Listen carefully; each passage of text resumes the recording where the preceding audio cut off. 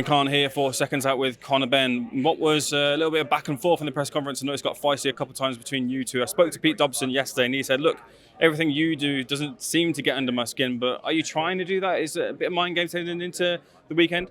Sorry, what do you mean? Sorry, I missed that last part. I said to Pete Dobson, is anything that Conor's been doing getting under your skin? And he goes, no, there's nothing that he can do that can affect me. But are you trying that little bit of mind games? I know you like to impose yourself a little bit on your opponents heading into fights, but is there a bit of that going on? Nothing at all. Yeah, I don't do mind games. I say what I say and I mean what I say. How do you feel heading into this one? Is welterweight the weight you're going to continue? I think you last out at super welter, now down to welter. Is this where you feel you're going to continue your career for the foreseeable? No, I'll definitely be moving forward at 147.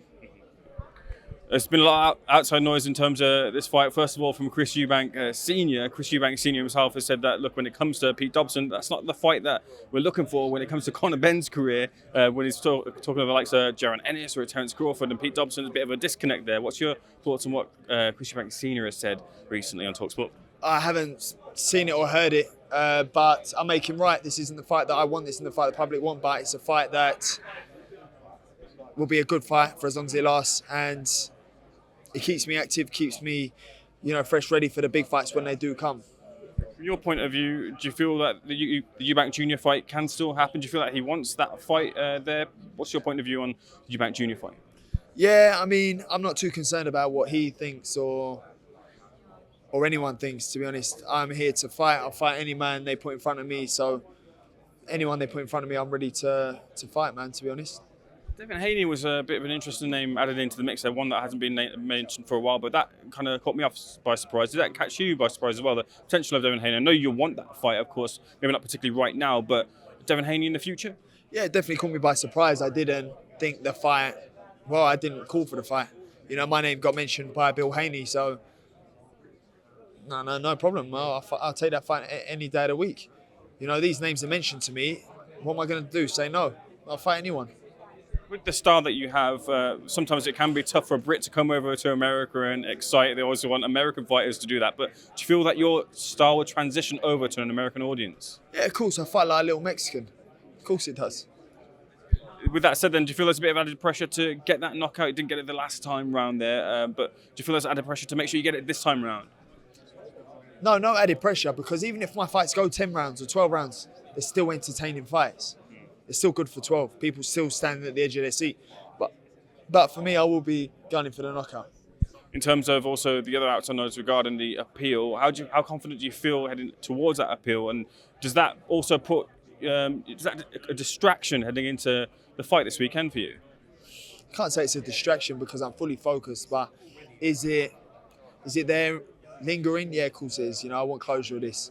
Having won the case with the WBC, and then winning the first hearing, the appeal comes as a surprise to me, but what can I do? It is what it is, so I'm just fully focused on the fight. Confident you get the win in the appeal? Yeah, of course, yeah, definitely. Do you expect any other roadblocks in the way after the appeal? They'll keep trying to put roadblocks, definitely, in the way of me trying to resume my career, even though I've been cleared by Nevada, who are the strictest, stringent, commission there is. To approve me fighting here, I'll be approved to fight anywhere in the world. So it's a shame that this is what it is, but I think they'll continue to try and put roadblocks once this has even been cleared and finished. How do you feel about the British public, the British fans who, in a time where you were, maybe you feel that you were in need, that maybe you felt that the back was turned from you, and you want to obviously return back and fight in the UK, but what's your feeling towards the British public after this situation? Yeah, I was bitter a little bit because the British public media, are notorious for building up their athletes, and as soon as they hit a hurdle to tear them right down. So it's nothing new. I just didn't expect it to be against me, but then again, that's my naivety coming in. So, I do get shown a lot of love here in the States, but for me,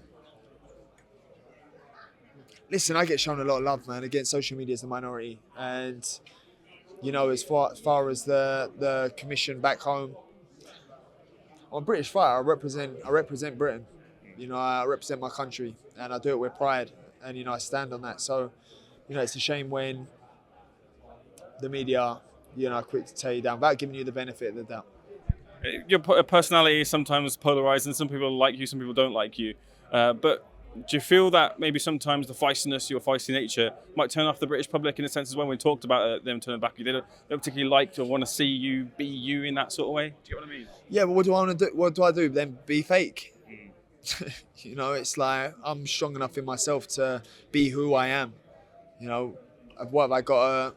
You know, then you have a clean cut image, and then you're being fake. You can never win. You know, so what do you want to do? Be clean cut, and people say, oh, you're not being true to yourself and true to who you are. At least be real. And then you be real, and then people don't. It's like it's neither here nor there. Some people can love you, some people are gonna hate you. If you're everyone's cup of tea, you're a mug. Wasn't expecting that caught me off a little bit off guard. Just to get your thoughts on a couple of quick things. John Ryder, unsuccessful in his bout against Hyman Munguia. Potential talk of retirement there. Best person to talk about is that with John Ryder. But I just want your thoughts. If he is to retire, how big of a hole would that leave in the gym? And also your thoughts on him as a fighter as a whole. John is he's one of the fighters I always root for. Like, always really want to see do well. You know, he's taught me a lot. I come to the gym as a kid. You know, and I felt welcomed by John Ryder in the gym. You know, it's quite an intimidating environment when you're only a kid and you're not used to the fight game. And, you know, it was, I learned a lot from John. I'd like to think that some of the principles in which I base myself on have come from John. And Ricky Burns was another one. You know, he lives the life, he's disciplined, he's dedicated. His discipline and dedication to the game is something I had never seen. And what helped me get through what I'd gone through was based on seeing how John reacted to certain situations in his life, fights falling through, etc., etc. So I think John will always be in the gym anyway, involved in the gym. You know, John's a great ambassador for the sport and for the young fighters coming through, even including myself. I go to John and I just say, John, what do you think? Like, what's your thoughts on this? What's your thoughts on that? How would you deal with this? I'd go to John like that. You know, so I'd hate to see him retire, but I'd also love to see him retire. Whatever he wants to do, I'd love to see him do whatever he wants to do. Finally, that man on your left is planning Matchroom versus Queensbury 5 versus 5. You plan to get on that 5 versus 5? Eddie, do you want him on? Only if they sign a big name. Who's that big name? They can sign who they want. We'll do it in Saudi Arabia. He's our number 1 seed. You know? Who do you want? Anyone. I don't shy away from this. I'll fight anyone. Like, period. I think I heard Eddie Hearn saying Terence Crawford potentially on the other end of the... Whoever they can get, he'll fight. Let's go. 1-0 Matchroom. 1-0 Matchroom. Conor, I'll leave the final word with you. What happens on Saturday night? Everything I want to happen. Everything that I do. You know, a devastating knockout, man. Like, ready to just get in there and do what I do best, and that's destroy. That's never the case. You know, what more do you want me to do? I've been cleared. What do you want me to do? You know, I passed all my UCAD tests. What more do you want me to do? I guess I mean more, do you think it's something that'll go away if you just continue to win fights, pass the tests and the commission? People will always find excuse for my success. I've just been approved in Nevada to fight. I've been approved in Orlando. I'm approved everywhere around the world. Now you ask yourself, what's the agenda? When I've been cleared by the WBC, when I've won the hearing, when I've been approved to fight in Nevada, one of the strictest commissions around the world. Now you ask me, you're asking the wrong questions. So why do you think they're singling you out, you feel? I don't know, you seem to have done your homework, so do your homework on it and you'll find out. What were some of the things that they require you to do and that you passed? Like, obviously there's probably other samples. Yeah. And so was those other samples cleared and they just kind of went in and was like, well, it's not good enough, essentially?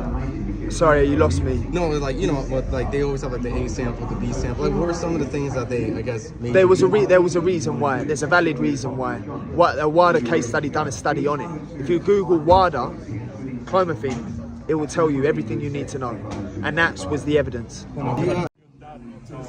He said like he wanted the US names and then he got the Eubank fight next. Does it feel like it might be going some way like that? Do you think if you win Saturday, he takes the fight? I didn't even know that was the case. I remember they'd knocked Barkley out in one round though.